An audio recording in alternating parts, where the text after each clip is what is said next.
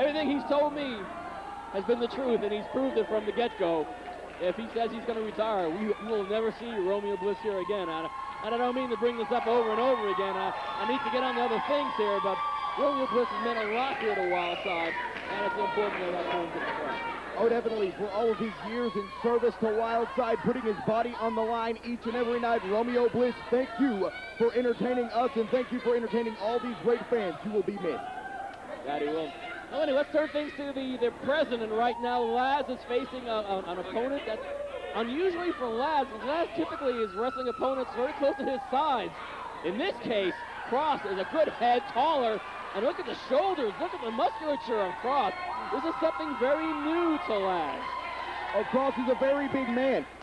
And he's very intimidating, actually, with those dreadlocks and the pierced nose and whatnot. And look at him going to work early on Lazz. This Kross is a newcomer to Wildside, but he's definitely got something to prove against one of our top stars.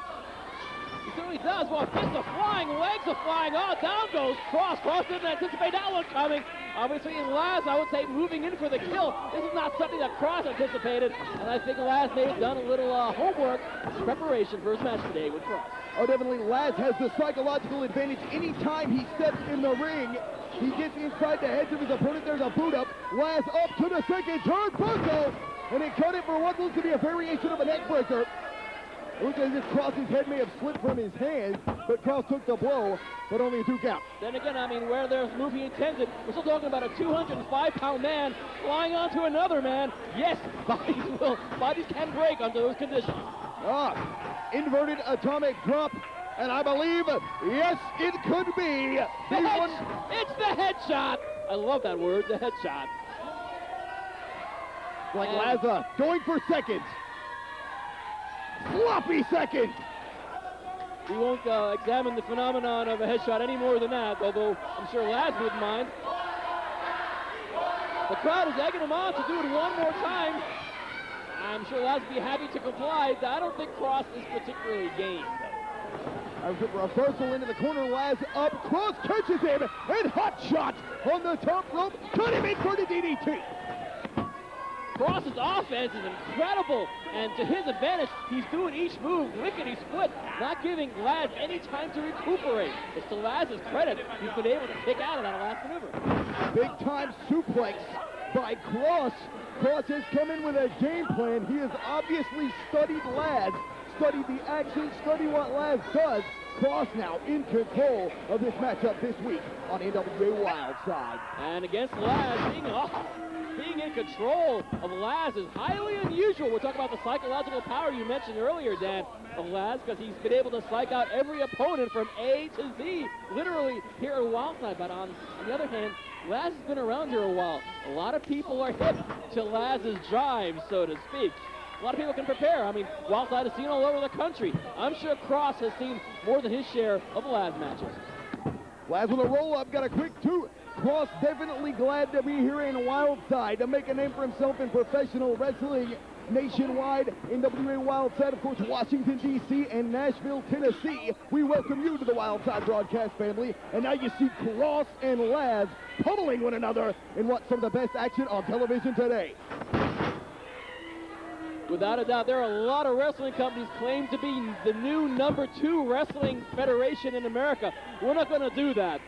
You watch this wrestling action every week here at Wildside. It'd be pretty damn obvious we're #1. Oh, definitely. A revolution here in Wildside, providing a complete package. We give you every single style, high-flying mat wrestling, hardcore. If you like shoot-style wrestling, our television champion is Robbie Rage. And we promise you, no middle-aged soap opera. Promise. Rear chin lock applied by Kross. Lazz in a world of hurt now. This massive Kross making his Wildside television debut. And Lazz is lazzing up, if I may use my overused expression. The Lazz trying to make some offensive maneuvers on Kross, and so far it just ain't working. Big gorilla press by Kross. He's used a mainly power arsenal here. Hell, it's working. Been very effective on Lazz, no doubt. Kross now kicked to the midsection, and he's setting him up for what could be a power bomb. He's got him up. The crucifix power bomb, landslides from behind. Big forearm to the head. Kross goes down. It just glanced the top of the head across, but that's all it needed to be. Kross goes down, and I'm really surprised that Lazz has been able to get the offense on this massive Kross. He's been able to. Whoa! A flying forearm right to the head of Kross. Boy, that hit the target.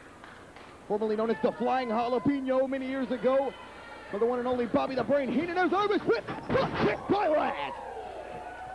One of those picture-perfect drop kicks you're likely to see here at Wildside, and certainly hit its target. Down goes Kross, and Lazz is now on the offense. Lazz clotheslines the big man over the top. How did he get the guy that size over the top rope? Lazz is deceptively powerful. Lazz measuring himself. Look at this. Sid Todd to the outside.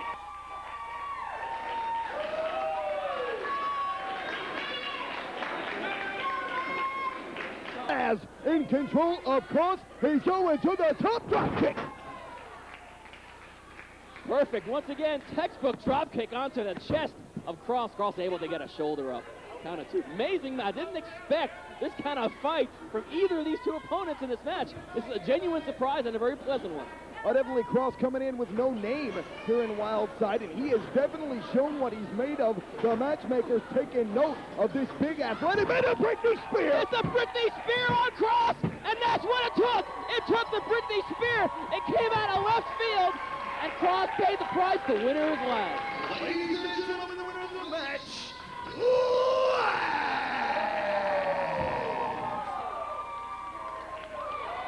sometimes I wonder if things can get any better for the NWA Elite. Tonight, the Cole brothers regained the Tag Team Championship at the expense of Romeo Bliss's career. You know, we knew from day one that David Flair did not have what it took to compete in NWA Wildside. He may have a famous last name, but the talent just wasn't there, and the Cole brothers proved that many times. So tonight, it was just Romeo Bliss all by himself. And Bliss, you're just so stupid. It was so simple, so easy to manipulate you into putting up your very career. Do you understand that here in Wildside, we adhere to our stipulations, and that means you're never coming back. You're finished, done.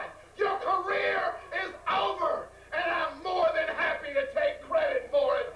But then again, I guess the Coles should take a little credit for it too. That's right. Bliss, you should have known better than to tag with somebody from another company. And you definitely should have known better than to go against the Cole brothers and Jeff G. Bailey in a tag match, because you were going to pay one way or the other, because there is no ass whipping like a Cole ass whipping.